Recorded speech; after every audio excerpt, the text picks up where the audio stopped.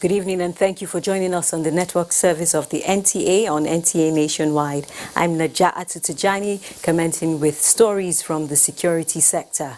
Troops of the Nigerian Army have rescued 180 citizens, many of them students, at the Federal College of Forestry Mechanization, Afaka Igabi local government area of Kaduna State. Armed bandits in large numbers had attacked the institution late evening on Thursday and kidnapped several students and staff. The armed bandits broke into the institution by breaking a perimeter fence and encroached about 600 meters to attack the first facility. Following a distress call, troops of the Nigerian Army immediately moved to the school and engaged the armed bandits successfully, rescuing 180 citizens, 42 female students, 8 staff and 130 male students. About 30 students are yet to be accounted for. And earlier today, the Director General, Forestry Research Institute of Nigeria, Ibadan, Professor Shola Adepoju, was on Panorama, where he also spoke about the ugly incident at the College of Forestry. And I must appreciate the momentary response from the Nigerian military. The commandant himself led the team. They got into the campus at about 20 minutes after 12, and I think that was why they had to leave in a hurry. And they went beyond that to move all the other students from campus to the NTA, where they fed them this morning. So I must commend the quick intervention of the Nigerian military in particular, and we'll be in touch with the Commissioner of the State, who's in charge of internal security. I think all of them are together and working closely to see how we can quickly come out of this. Thank you. So how will this affect your institute, especially campuses outside your headquarters? It's going to affect us seriously, and this is what part of what my minister has been pushing for, to see the return of our forest guard, to see how we can, because we have to establish forest. Because this is the internationally demanded request, we have to continue to plant. That particular location is about plantation, the one we jointly established together with JICA of Japan. And we, since the coming of the patient, we'll be expanding that coverage. So I think the earlier we have our forest guard, not that they will be able to confront these people, but at least they have a way of collecting their information and to inform the appropriate authority on time. Minister of State for Petroleum Resources Timi Silva has denied any purported increase in the pump price of petrol. Addressing a press conference on the sidelines of a groundbreaking ceremony of a gas cylinder manufacturing facility in Lagos, the minister said neither the president, as the substantive Minister of Petroleum Resources, nor himself approved any increase in the pump price of petrol. He blamed the purported new price regime of 209.61 to 212.61 naira per litre announced by the PPPRA on a mix-up in communication and apologized to Nigerians. Of that information, I want to assure you that it is completely untrue. Neither Mr. President, who is the Minister of Petroleum Resources, nor myself, who deputized for him as Minister of State, has approved that the pump price of petrol be increased by ₦1. I will therefore urge you to disregard this misleading information. You are all aware. Stating that the federal government is not going back on full deregulation of the downstream oil sector. The minister said any change in pump price would only be decided after due consultation with all stakeholders. He therefore called on marketers to maintain the status quo and refrain from hoarding or creating artificial scarcity of the product.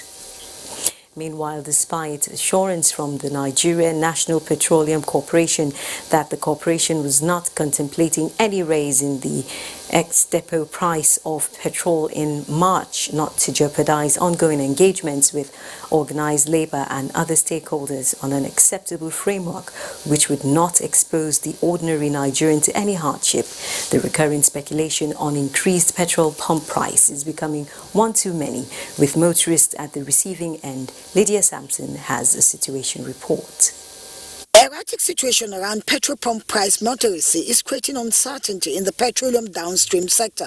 A visit to petrol stations in the FCT shows another phase of panic buying, with stations in the city center still selling within the price band. However, with queues building up. No, we are not increasing for now. We are selling 165 per litre now.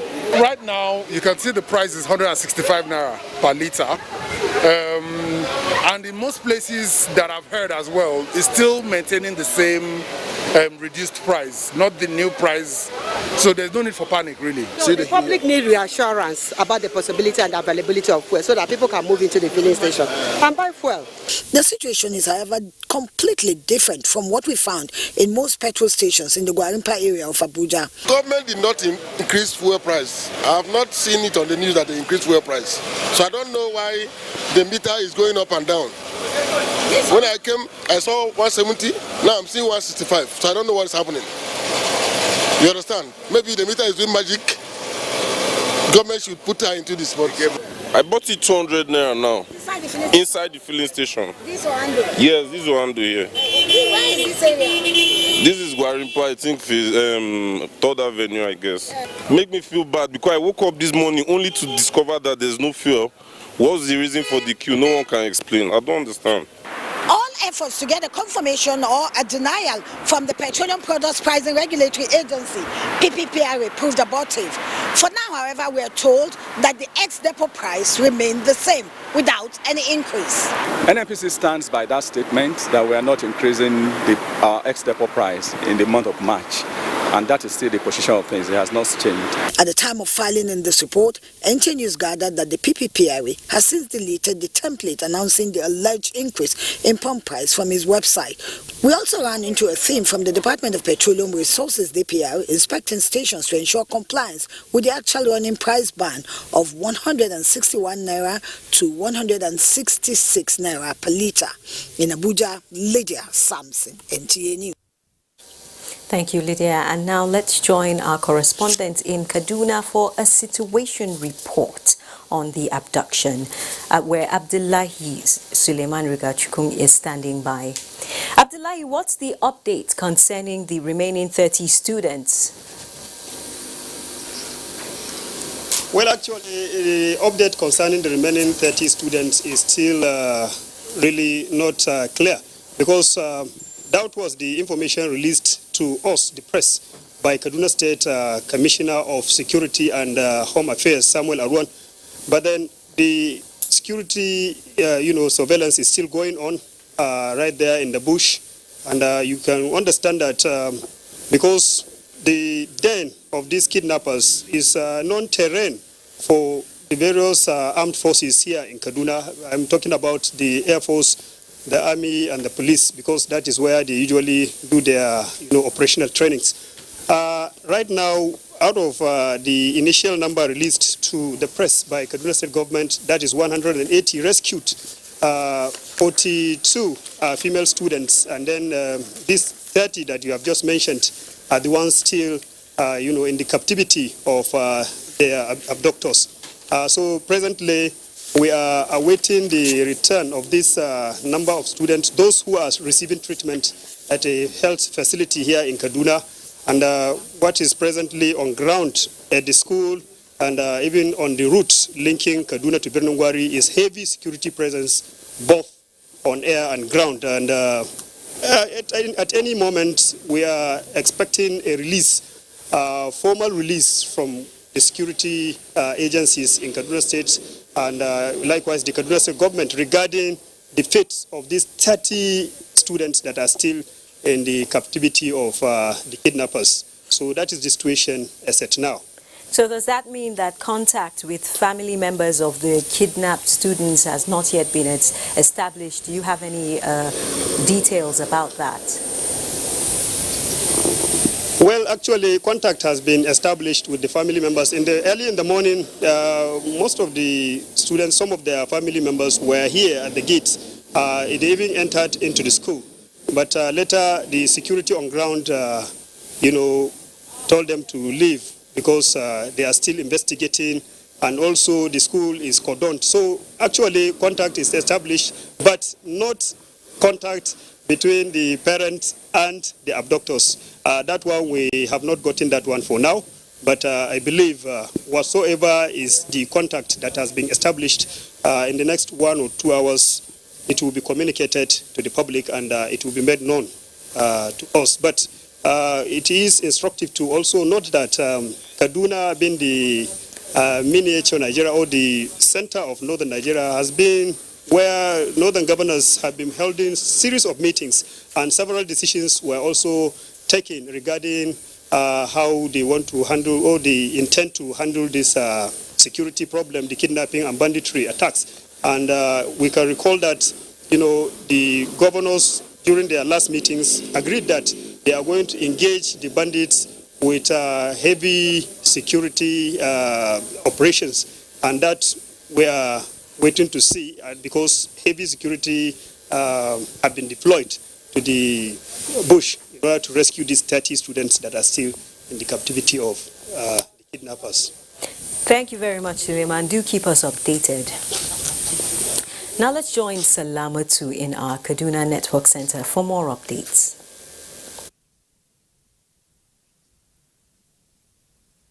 Najatu, and welcome to Kaduna. A combined team of security operatives in Kaduna are conducting an operation to track and rescue the students of Federal College of Forestry Mechanization, Afaka, who were kidnapped last night.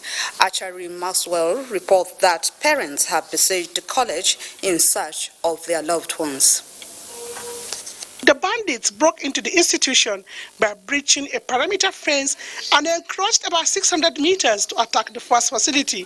About 30 students are yet to be accounted for.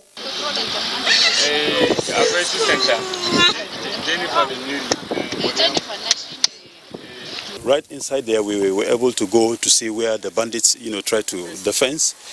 They break the fence, they penetrate into, and they took some of the students that are there in the hostels, and some of the female students, they took them away. I heard that they kidnapped some students here yesterday, so I come to verify whether she's around. I will pray that they will find where those children are, and they will bring these children back safe. The Commissioner for Internal Security and Home Affairs, Samuel Adwan, says, following distress call, troops of the Nigerian Army immediately moved to the school and engaged the bandits, resulting in the successful rescue of 180 citizens, 42 females, 8 staff, and 130 students. Military and other security agencies are working around the clock. Some of the students that were rescued sustained injuries, just bruises within the school environment. They are presently receiving medical attention at a military facility. A combined team of the Army, Air Force, Police and the DSS are conducting an operation to track the missing students. In Kaduna, Achari Maxwell, NTA News.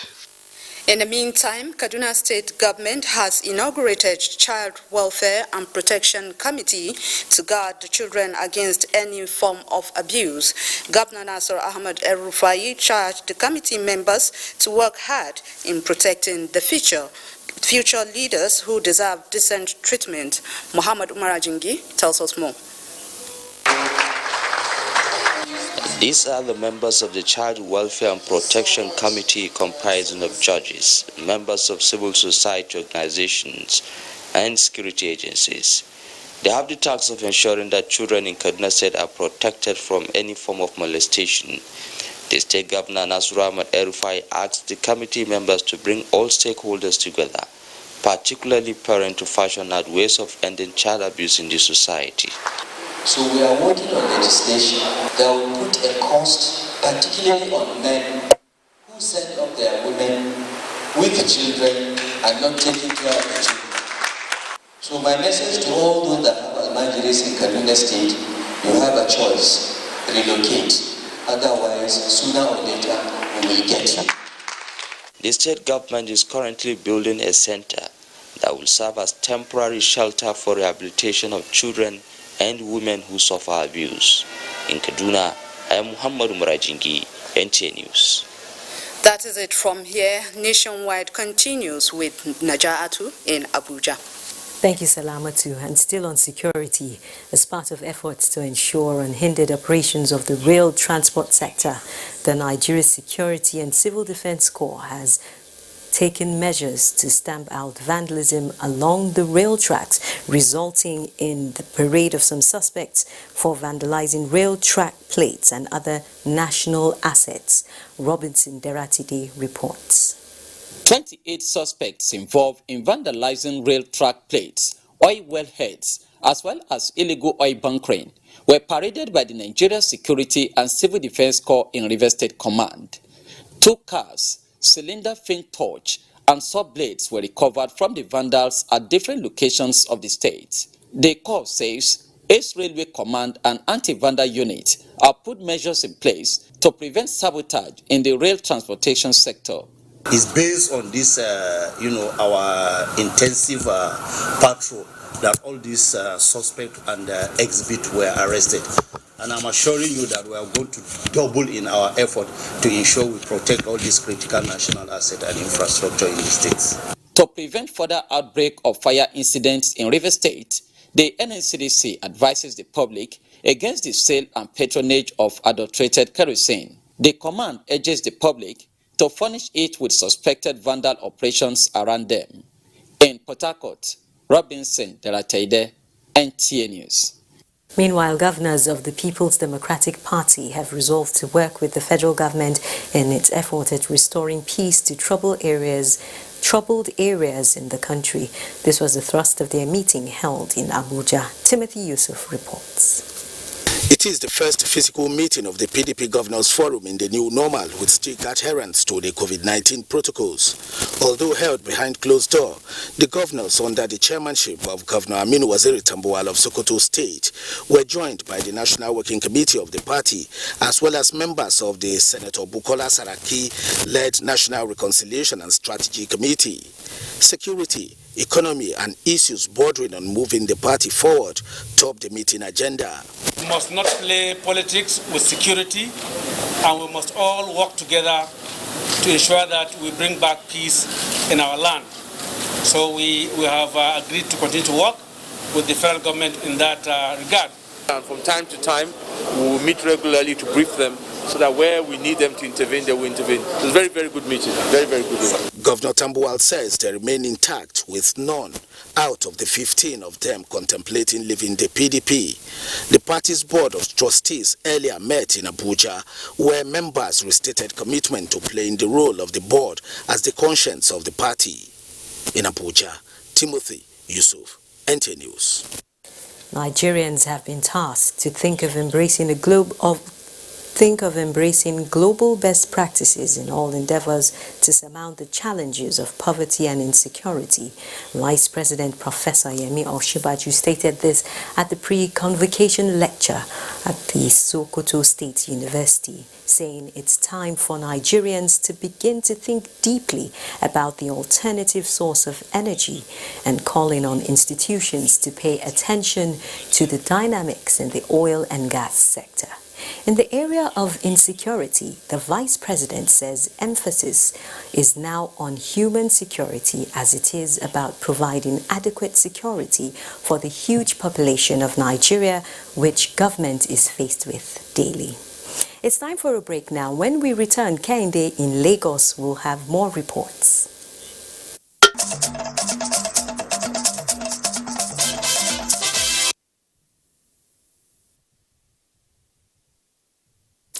Yes. 13 naval officers are currently facing trial for alleged civil and service offences before a court-martial in Lagos. The president of the court, Rear Admiral Zakaria Mohammed, at the inaugural sitting promised to uphold the tenets of fairness and justice in the proceeding, which prerequisite of fundamental human rights. Michael Olalaye reports. 13 accused persons present in court may have permission to drop the sword and stand them at the sword. The court-martial is in line with the military justice system instituted for the trial of accused personnel under the principle of fundamental human rights on fair hearing. This proceeding is constituted under the authority of the Chief of the Naval Staff, Vice Admiral Awai Gambo, to hear and determine the case of 13 naval officers. Despite being a military setting, the court still reserves the right to avail each of the 13 officers access to defense counsels with the promise that justice will not be misplaced. Let me therefore state that the 13 accused personnel are presumed innocent unless proven otherwise by the prosecution counsel. May I also emphasize that this general court-martial will uphold the tenets of fairness and firmness in the course of the trials, so that at the end of the trials, justice would not only have been done, it will also be seen to have been done. The court will summon any witness it deems necessary in addition to the ones listed in the list of prosecution witnesses. Submission of proceedings. The court is to submit 4 bound copies of the record of proceedings to the convening authority not later than April 2021. The president of the court said justice is the watchword and will determine the length of when the case will be concluded. In Lagos, Michael Olale, NTA News. Imaginative activities for young learners can lead to better skill in social interaction and emotional regulation. This was the crux at the art painting competition for secondary schools in Lagos, organized by the National Museum and Monument Unicon. Imole Ayo Tokide Ogunfowara has details. These are 40 students from 20 schools in Lagos. They consist of the junior and secondary school categories. The task for them is to replicate their knowledge of the COVID-19 pandemic in their painting, keeping in mind the theme, COVID-19, the world reset. These two black representing social distancing, since we could not really go close to anyone during this period. I wrote the problems, and when coronavirus started, it showed us that many people thought, oh, the world was going to end, maybe something like that. So I put this cross here to signify that I think many people believed in God more. The curator, National Museum Lagos, Omotayo Adeboye, says the competition is aimed at examining the ingenuity and creative skills of students. The impact this pandemic had on us, it's a new normal. Today, you can't do your things the way you used to do it. So that is what we want the children to use their imaginative skill to to paint around. The two-day event, which will avail the students' interaction with professional artists at the final stage of the competition, will see the overall winner go home with a new laptop, while the first and second runner-up will be compensated. In Lagos, Imole Ayotokide, Ogunfowora, NTA News. And that's our contribution from Lagos. Najati, is back to you. Thank you, Kehinde.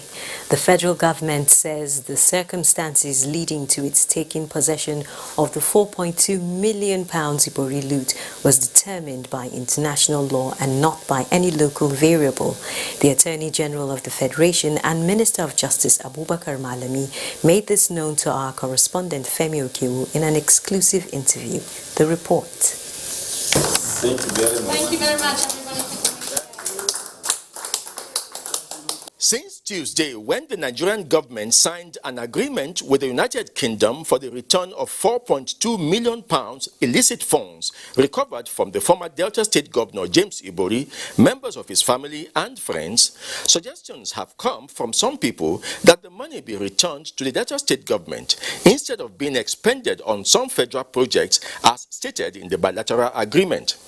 But Justice Minister told NTA News that possession of the loot cannot be as simplistic as the claimants want to make it now, when records of proceedings in the British court leading to the seizure showed that the Delta State government at that time denied the loss of any funds. It's not an exclusive function of the laws applicable in Nigeria, but it is a collection of those considerations, local and foreign law. So in essence, before now, when in fact the case was being prosecuted against Ibori in UK,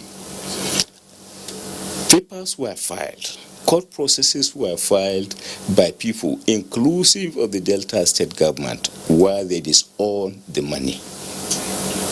And eventually, there was conviction. And then Nigeria as a nation, and not Delta State as subnational, was now adjudged to be a victim of crime. Delta State government filed in court processes denying that any money was lost from the state corpus.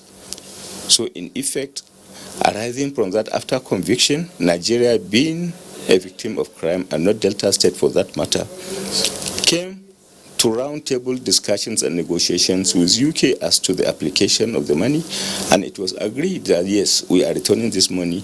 Yes, Nigeria is agreed to be a victim of crime against the background of denial by Delta State government, among others, and then yet this money should be applied for the benefit of Nigerians, Nigeria being the victim of crime. The agreement is to the effect that the money is to be repatriated to Nigeria within 2 weeks of the signing of the agreement. In Abuja, Femi Okewu, NTA News. Meanwhile, the Supreme Court has upheld the conviction of former Governor of Plateau State, Joshua Dare, upon which he was jailed for 14 years. The Apex Court, however, quashed the criminal misappropriation of public funds, which earned him a jail term of 2 years. Judiciary correspondent Vera Chimwoba reports. The Court of Appeal had in 2018 convicted and sentenced the former governor of Plateau State, Joshua Dare, for 10 years for diverting 1.162 billion naira. He was charged for criminal breach of trust and misappropriation of public funds. Not satisfied with the decision of the lower court, he brought this appeal, praying the Apex Court to upturn his conviction. Delivering the judgment in an appeal filed by the former governor of Plateau State, Joshua Dare, Justice Helen Ogunmijo held that the Court of Appeal and the FCT High Courts were right in their concurrent findings on the criminal breach of trust filed against the governor. Justice Ogunmijo, in a unanimous judgment prepared by Justice Ejembieko, which she read, however, disagreed with the two lower courts on misappropriation of public funds and subsequently quashed the charge. The misappropriation of public funds brought against Dare under Section 309 of the Penal Code carries a maximum of 2 years imprisonment. The offense of criminal breach of trust has been proven. He will serve the sentence for criminal breach of trust, which is 10 years. The appeal court had, however, faulted the trial court for convicting Diary on counts 12 and 23, which it said the prosecution did not prove. It also faulted the trial court for imposing the maximum sentences on both offenses of criminal breach of trust and criminal misappropriation. In Abuja, Viera Chumuba, NTA News. And to environmental matters now, the cleanup of Ogoni land has been a major project for successive administrations in Nigeria. However, the present administration has given a new lease of life to the people through the implementation of the cleanup with the inauguration of a new governing council and board of trustees for the hydrocarbon pollution remediation project, HYPREP. NTA Fineface reports. Flag off of the Ogoni cleanup exercise in June 2016 marked the commencement of the long journey to the restoration of hydrocarbon pollution impacted communities in the Niger Delta region of Nigeria, as recommended in the UNEP report on Ogoni land. So far, out of the 21 contracts awarded in the first phase of remediation works, 15 lots have been completed and certified, while work is ongoing in other sites. For improved performance, the federal government inaugurated a new governing council and board of trustees for the hydrocarbon pollution remediation project, HYPREP. You will be required to promote transparency, propriety, and integrity in the operation of HYPREP to ensure optimal and satisfactory delivery of the required services. This is a new dawn and a refreshing era of elevated federal government presence in Ogoni land with lasting positive impact on the living conditions of the good people of Ogoni land. It's a clear indication of the resolve of the federal government to allow our people own the entire process of the cleanup. We have never had it so good. Thank you, Mr. President. The Federal Executive Council, early March 2021, approved contracts for 6 water supply schemes at a total cost of 6.05 billion naira to provide potable water for communities impacted by the pollution. In Abuja, on NTA Fineface, NTA News. Similarly, for the country to mitigate the devastating effects of all sorts of pollution, the Nigeria Interreligious Council is urging government to strengthen and enforce legislation, particularly to enable the respective regulatory authorities address and combat prevailing environmental challenges. In a statement by the Executive Secretary, NIREC, Professor Cornelius Omonokwa, attributes Nigeria's environmental pollution to improper disposal of domestic waste, wrongful or excessive use of agro-allied chemicals, which mostly wash down the hydro sources, causing blockage to waterways and consequently flooding. The statement says emissions of carbon monoxide from automobiles and oil spillage are responsible for the death of most plants and aquatic animals, impacting negatively on the means of livelihood of the host community. NIREC is asking for stiffer penalties for such violations as indiscriminate burning of bushes.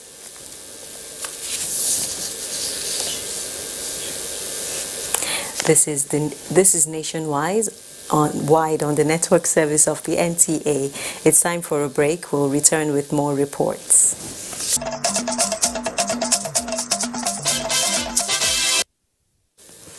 Thanks for staying with Nationwide. Former Deputy Speaker of the House of Representatives, Austin Okpara, has eulogized the sterling leadership qualities of Governor Wike and joining him to remain focused and committed to the development of the state.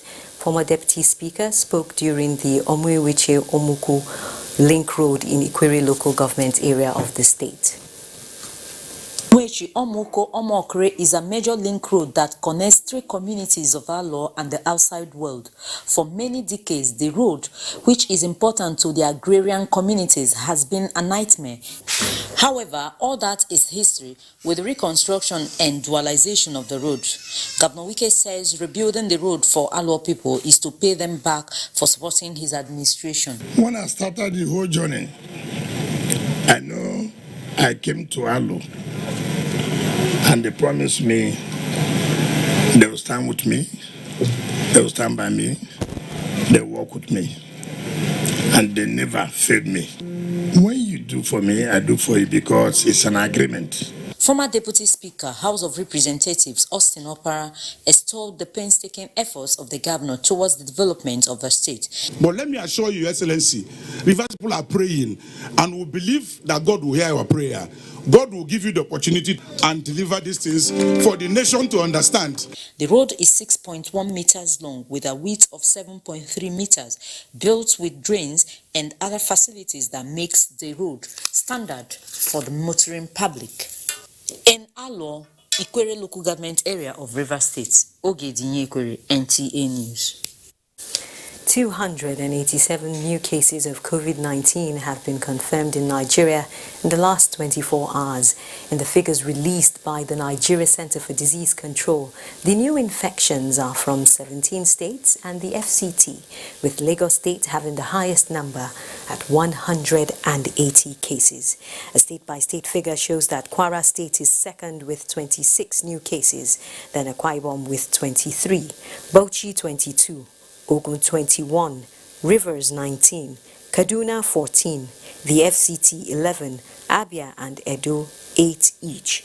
Others with new infections are Ekiti 6, Kano 5, Gombe and Oshun 4 each, Oyo and Plateau 3 each, Nasarawa 2 and Delta 1. With this, Nigeria now has 159,933 confirmed cases of COVID-19, out of which 142,404 have been treated and discharged, while 2,001 have died of the virus. Meanwhile, the Executive Director, National Primary Healthcare Development Agency, Dr. Faisal Shuaib, says the agency is aware of precautionary concerns being raised regarding one specific batch of the AstraZeneca vaccine, ABV 5300. In a statement, Dr. Shuaib says investigations are being conducted to determine if the batch is in any way linked to an observed side effect, but clearly states that Nigeria did not receive any doses from the batch of vaccines of which concerns are being raised. The statement also says all side effects reported by those who have been administered have been mild, a satisfied clinical evidence indicating the Oxford AstraZeneca vaccine to be safe and effective. The agency also says the assessment is in line with countries such as Spain and the UK, which have indicated that they will continue to administer the vaccine because it remains an important tool for protecting citizens against COVID-19. Dr. Shoaib says developments regarding the ABV 5300 batch are being monitored and further information will be shared as it becomes available, while encouraging Nigerians to prioritize the current phase and take the vaccine. The Zamfara state government has taken delivery of more than 55,900 doses of the AstraZeneca COVID-19 vaccines, even as it rejects the figure on the pandemic situation in the state, recently released by the Nigeria Center for Disease Control. Jamilu Ibrahim reports. The Zamfara state share of the AstraZeneca COVID-19 vaccine and other related accessories were received and inspected by the State Commissioner for Health, Yahya Muhammad Kanuma, at the State Medical Store Gusau. The Commissioner says a total of 27,960 persons of 18-year-old and above across the state will be inoculated in 2 cycles, commencing with the frontline workers, top government officials, and traditional rulers. We were given 55,920 doses of vaccine to Zamfara, which is equivalent, if it is to be given to frontline workers, 27,960 for 2 cycles. That is the consignment we received just now from Sokoto. The inoculation exercise is built to commence soonest in some designated centers across Zamfara state, as some health workers are currently undergoing training on how to administer the vaccine. Meanwhile, Zamfara state government has rejected the figure on COVID-19 situation in the state released by the Nigeria Center for Disease Control. We don't have any case. We are still index 0. To all my knowledge, with all my lieutenant here, I don't think we sent any sample this week. The Commissioner for Health, however, says the state government is committed to safeguarding people in the state against the pandemic. In Gusau, Jamilu Ibrahim, NTA News. Now, stakeholders in the health sector are in agreement with the House of Representatives on the need to improve health infrastructure in north-central Nigeria. This was highlighted at a public hearing held by the House Committee on Health Institutions. National Assembly correspondent Lami Ali reports. The public hearing is pertaining to two establishments bills sponsored by the Deputy Speaker Ahmed Idris, seeking the establishments of Jos Orthopedic Hospital and Federal Medical Center, Wasi, both in Plateau State. The Orthopedic Hospital is to service the needs of people of Taraba, Gombe, Bauchi and Plateau States. The tertiary hospital that is there, Jos University Hospital, is overwhelmed in so many cases. So therefore, establishing an orthopedic hospital there will bring healthcare, specialized healthcare closer to the people. It would be right to have one per zone, the federal zones of the country. The provision of an additional public orthopedic center, as stressed at the hearing, will reduce the burden on the existing tree available in the country. In another development, House Committee on Agricultural Production and Services has engaged agencies on procurement procedure as they implement the 2021 budget, during which the chairman of the committee emphasized directing efforts to research to meet local food demands. We spent no less than 6 billion naira on wheat per annum. And what we target, if we can get just 30% of that, 30%, if we can substitute it with our local wheat, then we have we have a headway on that. We believe that whatever happens comes from the research institutes for any improvement in our agricultural production. Meanwhile, the winner of the Cross River North senatorial by-election and member House of Representatives, Senator-elect Jarigbe Agom Jarigbe, at a briefing says, having been affirmed by the Federal High Court and issued certificate of return by INEC, he hopes to be sworn in by leadership of the Senate soon. And I know and I trust that the Senate leadership will do the needful. From the National Assembly, Lami Ali, NTA News. Now, determined to reduce mortality and malnourishment among children in Gombe State, the wife of the governor, Asma'u Inua Yahya, has flagged off the distribution of complimentary food to beneficiaries. Zara Umar Adamu reports. The theme of the occasion, Science, Technology and Innovation for Value Chain Addition in Nutrition Sector, is most appropriate and reflects the resolve of the Inua Yahya administration to meet the collective aspiration of the people through the provision of nutritious food for children. In collaboration with the Governor's Wife Foundation, Joel Care, and the Ministry of Science and Technology and Innovation, the narrative of Gombe State, rated among the most malnourished, will change using the resources that abound in the state to produce nutritious food to alleviate hunger among children. Steps are being taken to engage the media to create awareness among parents and all within the community on the importance of preventing malnutrition. We intend to do more in terms of collaborations and stepping down to local governments, because the state alone cannot do it. So we inshallah step this down to local governments.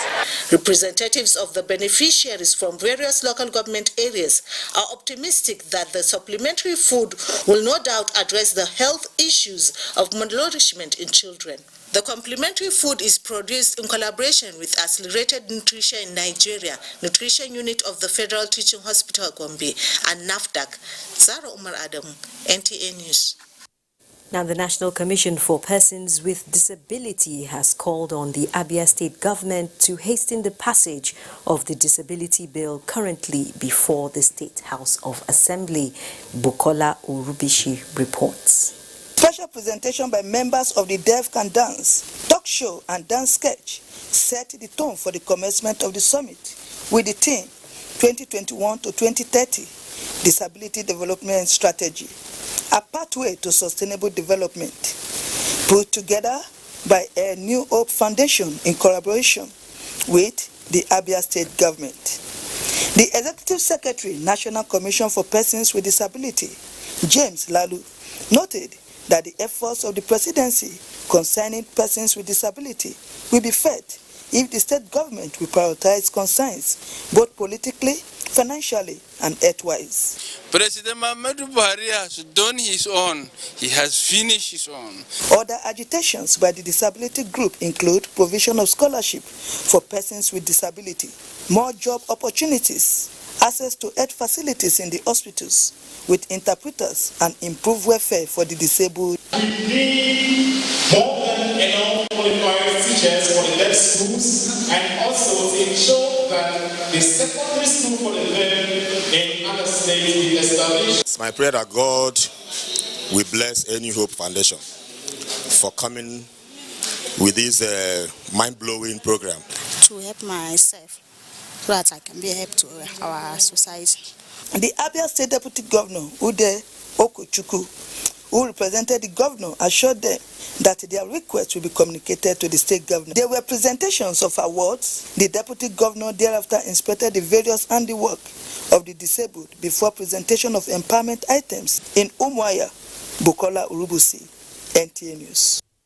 An umbrella association of retired armed forces personnel, the Nigerian Legion, has commended President Muhammadu Buhari for his regular intervention and supporting the welfare of legionnaires in the country. The national chairman, Nigerian Legion, Brigadier General Adakole Jones, gave the commendation at the 2021 National Council meeting in Abuja. With legionnaires from all states of the Federation, the National Council meeting was anchored on assessing efforts made by the leadership of the association towards addressing the welfare of armed forces retirees and revamping some of its organs for effective service to nation building. The Nigerian Legion was established by the Act of Parliament in 1964 by the Nigerian Legion Interim Management Decree 25.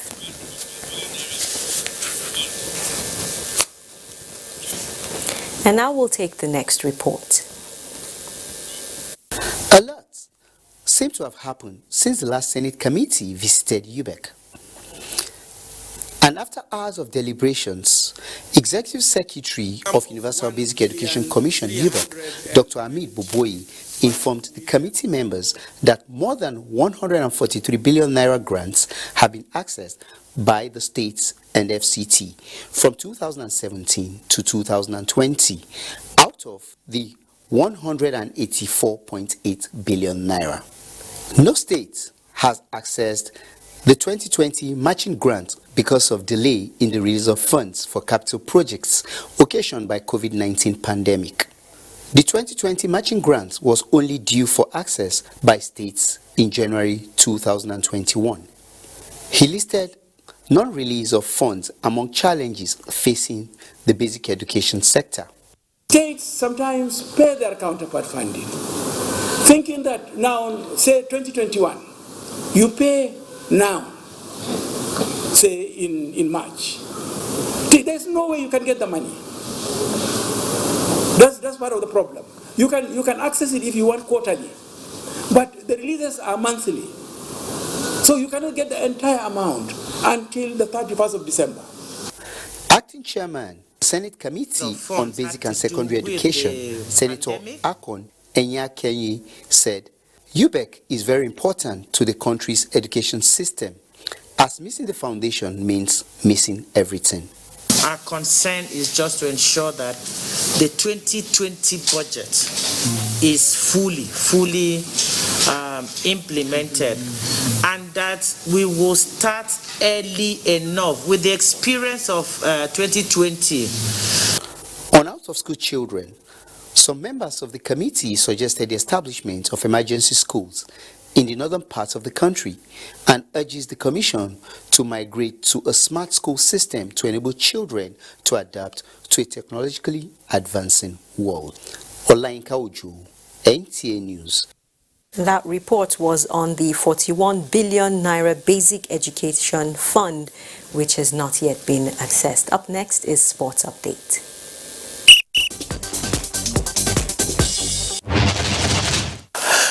Thanks indeed for joining us on Sports Update. I am Bade Adeleye. Let's begin with this cherry news as the president of the Nigeria Football Federation, Amaju Pinnick, was on Friday elected into the FIFA Council at the 43rd General Assembly of the Confederation of African Football. The NFF boss, who defeated his only challenger, Walter Yamilando of Malawi, becomes the second Nigerian to be elected into FIFA Council after Amos Adamu. Pinnick was also elected the 5th vice president of CAF after the number of vice presidents was increased to 5 from 3 by the Congress. South Africa's Patrice Motsepe was elected the new CAF president through acclamation after going unopposed. He becomes the first South African and English-speaking president of the Confederation. Meanwhile, match day 15 games of the Nigeria Professional Football League will be decided this weekend, with Lobby Stars entertaining Plateau United in Makudi. Abia Warriors are at home to Kano Pillars. MFMFC host Enyimba International, with leaders Kwara United and Heartland trading tackles.